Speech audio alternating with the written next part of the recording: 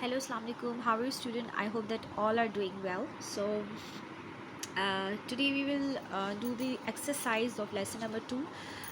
Grammar part के अंदर हमारे पास टेंसेस हैं और टेंसेस आपको पता है कि कितने टाइप्स के टेंसेस होते हैं हमारे पास। अगर हम देखें तो हमारे पास बेसिक जो टेंसेस हैं वो 3 टाइप्स के होते हैं। ठीक है, इसमें सबसे पहले हमारे पास आ जाता है पास्ट टेंस, पास्ट जो आपका गुजर चुका है, और उसके बाद जो आपका प्रेजेंट है, एंड थर्ड टाइप जो आपके पास आ जाती है फ्यूचर टेंस। ओके, सो आगे फर्दर 3 बेसिक्स टाइप्स है हमारे पास टेंसेस की। उसके बाद पास्ट टेंस की हमारे पास 4 टाइप्स हैं, प्रेजेंट टेंस की हमारे पास 4 टाइप्स हैं, और फ्यूचर टेंस की हमारे पास 4 टाइप्स हैं। सो टोटल हमारे पास 12 टाइप्स ऑफ टेंसेस हैं। ठीक है, 4 4 4 4 3 आर 12। सो हमारे पास 12 टाइप्स ऑफ टेंसेस हैं। यहाँ पे कुछ हमारे एक्सरसाइज में जो दिए हुए हैं आज हम वो डिस्कस करेंगे। Simple present tense, we use the simple present tense when an action takes place in the present time or when it happens regularly, which is why sometimes we call it present indefinite tense। ठीक है, सो present tense आमतौर पे वो tense होता है जो हम daily routine के लिए, हैबिट्स के लिए, जो हम डेली रूटीन में कर रहे होते हैं, रेगुलरली कर रहे होते हैं, उसके लिए हम यूज़ करते हैं ये वाला, और इसको इंडेफिनिट टेंस भी कहा जाता है। अफर्मेटिव सेंटेंस स्ट्रक्चर, अब इसका तरीका क्या है बनाने का, इसका फॉर्मूला क्या है देख लेते हैं। सब्जेक्ट सबसे पहले इसमें आ जाता है, इसमें वर्ब आ जाता है। वर्ब जो है वो प्रेजेंट फॉर्म होगी, यानी वर्ब की फर्स्ट फॉर्म आएगी, एस या एस का इजाफा करेंगे और ऑब्जेक्ट आएगा। We play outside after school every day.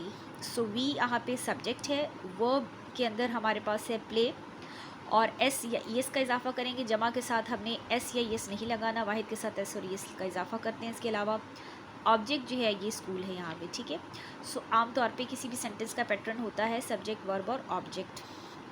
Negative sentence अगर हमने इसका बनाना है इसी का, तो किस तरह से बनेगा, सब्जेक्ट डू और डज का इजाफा करेंगे, नॉट लगाएंगे, वर्ब प्रेजेंट फॉर्म यानी कि वर्ब की जो है इसमें पहली फॉर्म लगेगी, और object we do not play outside after school every day. ठीक है, जब इसका हमने नेगेटिव का मतलब होता है कि मनफी जुमला बनाना है। इंटेरोगेटिव जुमला इसका मतलब होता है कि अगर हमें सवालिया जुमला बनाना है, सवालिया बनाना है, तो डू को या डज़ को शुरू में ले आएंगे, डू और does plus subject plus verb present form and object. ठीक है, इस तरह से इसकी तरतीब रहेगी। डू और डज़ शुरू में आ जाएगा, फिर सब्जेक्ट आ जाएगा, वर्ब और ऑब्जेक्ट। ठीक है, सिर्फ आपने इन दोनों की जगह चेंज करनी है, बाकी सेम रहेगी। Do they play outside after school every day, और एंड में you will put the question mark.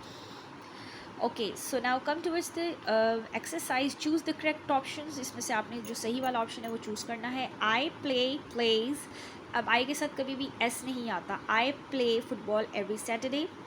Do does they, अब दे जमा है तो जमा के साथ हम डू लगाएंगे या डज लगाएंगे। जमा के साथ डू आता है और आई के साथ भी डू आता है। I do, they do, we do, you do. Do they listen to rap music. Majid, अब माजिद एक है, सिंगल है, तो हमें इसके साथ डज लगाना है। Majid does not set the table. We sometimes go to the park. I don't, I does not, don't. ठीक है, डज नहीं आता, आई के साथ हमेशा डू आता है। I do not. They often visit, visits, अब देखें दे क्या है, जमा है, तो जमा के साथ हमने प्लूरल के साथ हमने विजिट्स नहीं, क्योंकि ऑलरेडी वो जमा है, तो उसके साथ हमने एस वाला नहीं लगाना, विदाउट एस वाला लगाना है। ठीक है, सो दे विजिट आता है। डू और डज शी, अब शी के साथ हमेशा, ही के साथ हमेशा डज आता है, डू नहीं आता। Does she like mangoes. My rabbit always, अब रैबिट एक है तो उसके साथ हमने ईट्स लगाना है। ठीक है, और वाहिद के साथ एस आएगा और जमा के साथ एस नहीं आएगा। My rabbit always eats very fast. Do does Amna travel abroad every day. Does, Amna एक है, सिंगल है, तो उसके साथ आपने डज लगाना है। साद डू नॉट, डज नॉट, अब साद लड़का एक है, सिंगल है, तो आपने डज लगाना है। और does, Saad does not play computer games on Saturdays. So that's all about simple past tense. अब आ जाते हैं that was about simple present tense. अब आ जाते हैं सिंपल पास्ट टेंस में। Simple past tense tells us about the action that takes place in the time period before the present time। जो आपके पास में माजी में हो चुका है उनके बारे में हमें बताता है। अफर्मेटिव सेंटेंसेस यानी कि इसका अगर आपने सादा जुमला बनाना है तो किस तरह से बनेगा, सब्जेक्ट आएगा, वर्ब आएगा, वर्ब की पास्ट फॉर्म आएगी यानी कि वर्ब की सेकंड फॉर्म आएगी और इसके अलावा ऑब्जेक्ट आ जाएगा। We played outside after school yesterday, वही एग्जांपल है, सिर्फ आपने यहाँ पे प्ले को प्लेड कर दिया, उसकी सेकंड फॉर्म लगा दी। नेगेटिव बनाना होगा तो हम इसमें डिड नॉट का इजाफा करेंगे, सब्जेक्ट डिड नॉट, वर्ब की सेकंड फॉर्म और object. We did not play outside after school yesterday. Next हमारे पास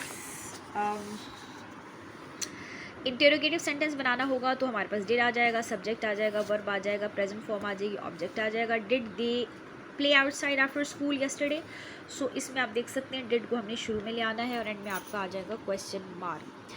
next exercise, complete the following sentences using the simple past tense. They show, अब यहाँ पे bracket में आपके पास वर्ब की फर्स्ट फॉर्म्स लिखी हुई हैं, आपने इसको पास्ट टेंस में कन्वर्ट करना है तो आप इन वर्ब की फॉर्म्स को इनकी सेकंड फॉर्म्स यहाँ पे लगा देंगे। The show began at 10:30. The children threw the ball. We bought a new pair of shoes last Friday. Amna came from Multan. They drank 2 liters of water yesterday. So इनकी आपने simply second forms लगा दी।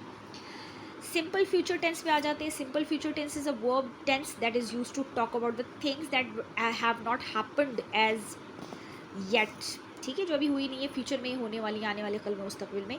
Affirmative tense structure किस तरह से होगा, subject होगा, will और shell होगा, इसके साथ वर्ब की पहली फॉर्म लगती है। जब फ्यूचर टेंस हम बनाते हैं तो V1 आएगा, वर्ब की पहली फॉर्म आएगी, ऑब्जेक्ट आ जाएगा। We will play outside after school, हम खेलेंगे, ठीक है, स्कूल के बाद। नेगेटिव सेंटेंस बनाना होगा तो विल नॉट और शेल नॉट का इजाफा करेंगे, बाकी सेम रहेगा।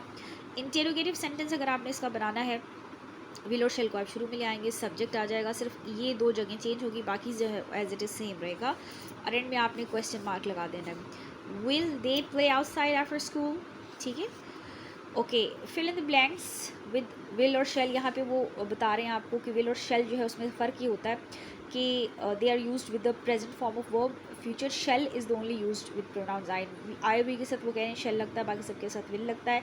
लेकिन अगर आई और वी के साथ विल भी लगा लेते हो तो इट डजेंट मैटर, कोई मसला नहीं है, आप लगा सकते हो।